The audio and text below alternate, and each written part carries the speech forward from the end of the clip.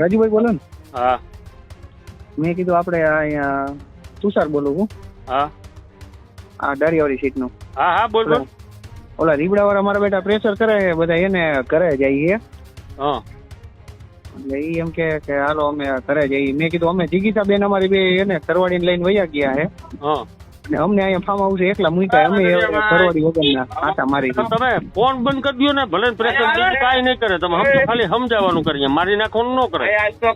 ના ના એ વાત સાચી તમારી. ભલે એમ કે ભાઈ તમે એવું કઈ દબાણ ન કરતા ને મારે ફરિયાદ કરવી જોઈએ, એવું ચોખ્ખું કહી દેવાનું હોય કીરે. ભરતભાઈ કહી દઉં કોને? તાર કાકાને. અરે કાકાને તો નહીં, કાકા તો એના ભેગા રખડે જઈએ. હા એટલે એ ટૂંકમાં ઈ કે ઘરે ગયા. એટલે અમે તો એમ જ કીધું કે જીગીસા બેન એને આ બેન ને લઈને વહી ગયા છે. એટલે ગોતવા જાય કરે એમ. હા એટલે ઈ ઘરે ઘરે જઈએ. કાકા ક્યાં જાય છે?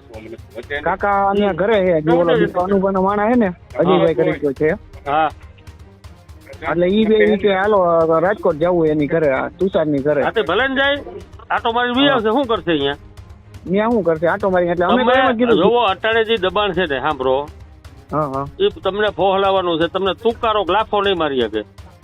ના ના એ તો હે જ ને.